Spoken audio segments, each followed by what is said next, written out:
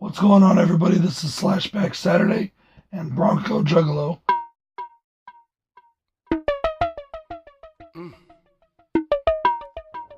As you can see, my voice is still pretty fucked up. Today's theme is high school slashers. And I didn't want to do one of the obvious ones, Scream or Prom Night or one of those. I decided to do 1986 Slaughter High, directed by George Dugdale, Mark Ezra, and Peter Litton. Three directors for this film. Kind of weird. Starring Simon Scudmore as Marty and Carolina Monroe as Carol. A group of high school bullies pull a prank on the local nerd, and it almost costs him his life. Years later, they are invited back to their high school for a reunion. When they get there, things are empty. It's weird. There's one room decked out for a reunion, but there's no other people. As they try to figure out what's going on, they are picked off one by one by a psychotic killer wearing a jester mask, the same mask that one of the kids was using during the prank. This movie has an original score by Henry Manfredi, who you may remember as the composer for the Friday the 13th films. Filmed completely in England with an English cast playing American characters. The original title for this movie was April Fool's Day. Guys, I'm going to try and get through this because my voice is really going, and I apologize for that. I apologize that I'm rushing through this one. I hope you'll bear with me, and I hope you still enjoy the review. I'm going to start with cons because I only had a couple. Some of the acting was not very good. A lot of times the actors' accents really slip. You can tell they had a hard time trying to portray American accents, especially some of the girls. There's one in particular, blonde girl. I can't remember the character's name right now, but she was really annoying too. Very annoying. She's the second to last girl to die in the movie, and she's just terrible. I just can't stand her acting at all. Not all of them were bad. Some of them were decent, but there were some pretty bad actors in this film. The other thing that I didn't like is the lighting. I know that myself and Bill really harp on lighting a lot because it's something that is very important. If you can't see something, what's the point of having a movie? You might as well just put it on a radio show. A lot of the dark parts of this movie were hard to see. Of course, it could be my transfer as well. I only have this movie on this 8-pack horror DVD pack. And I'm grateful to have it, definitely. And by the way, thank you very much, Omniscient Esquire, for sending me this DVD pack. I really do enjoy it. There's some great movies in here, not just Slaughter High, but also Chopping Mall, Chud, Waxworks. There's some good stuff in this. Thank you. Starting out with my smallest pro, our main character, Carol, has grown into an actress, and her agent is trying to get her to take a role in a very risque kind of film, if you know what I mean. She is refusing. On her agent's walls are posters for other movies, and I love that. I think it's really cool, especially when it's other horror films. And on his wall right behind him is a poster for Pieces, which we did a review of, myself and Bill, a few weeks ago. If you'd like to check out that review, I'll leave the link up in the corner. I really love the blood and the gore in this movie. It's really gory, really bloody. There's this great scene where this guy's stomach literally starts to explode out of him, and his insides burst through his stomach area, and it's really cool looking. I really enjoyed that part a lot. I really enjoy all the blood and the gore in this movie. It's really done well. Good practical effects. Really like that a lot. I love good makeup effects, good practical effects.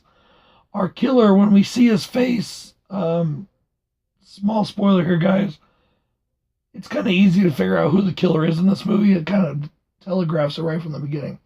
But when we see his face, it's very disfigured, and he's like grabbing at it, and he's peeling the skin off, and it's really gross looking. And so it's done really well. The makeup effects are really good. The special effects are really good. I really like the ending of this film. Here is a big spoiler, guys. At the end of this film, after he kills the final person, and he's celebrating, Marty is out there celebrating that he killed them all, that he got them all back. all of a sudden he wakes up in a hospital room, and there's a nurse standing there saying, "Oh, the surgery went well. The bandages will be able to come off." And then there's an alarm going off, and the doctors come down the hall into the room, and Marty has stuck the nurse in his place, put on her clothes, and is trying to give her some sort of sedation or poison. And the doctor comes in, he turns around and jabs the needle right into the doctor's eye. So, the whole movie, did it actually happen? Was it all Marty's dream? Or was it telling what happened after he may have escaped from the hospital?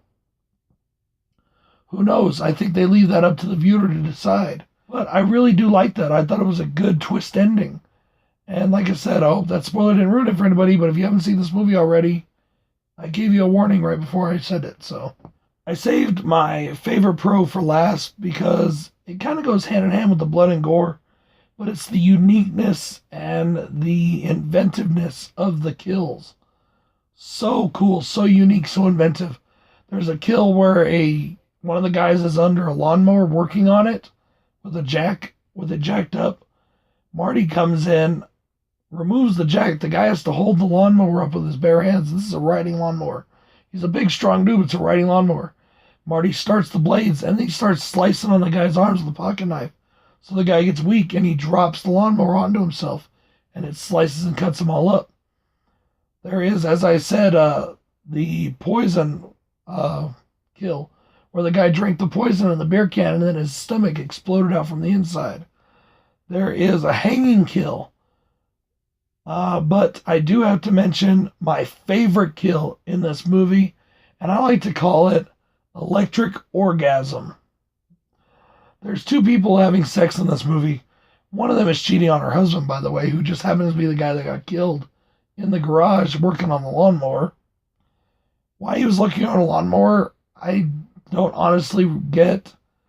They were trying to figure out a way to escape, and he was going to use the lawnmower to get to town. I don't see why they all didn't just leave all at once and walk out and just stick together and make their way back to a town. But then we wouldn't have had a movie, I guess. But, yeah, so they're fucking, and she reaches up to grab the bedpost, and the bedpost has been electrified. And it's right when they're both coming to climax.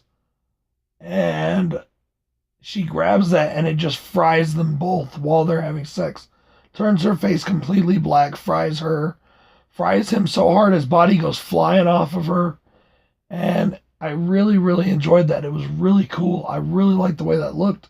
I liked the way it was done. It was really awesome. That's it for my review of Slaughter High, guys. I enjoyed this movie. I really think it's a good one. This is a classic 1980s slasher film. And it is a really good, fun film. If you haven't seen it, check it out. Once again, I apologize for my voice. I apologize for my location again. I know I've been doing a lot of videos from this area. I'm going to try and do some work on this weekend, and hopefully we'll get back to moving around a little bit in the reviews. Until I see you again, guys, this is BroncoJuggalo saying, check out Joe the Horror Man, who started this challenge. Awesome guy, awesome YouTuber. And check out all the other people doing the Slashback Saturday challenge. This is BroncoJuggalo saying, peace.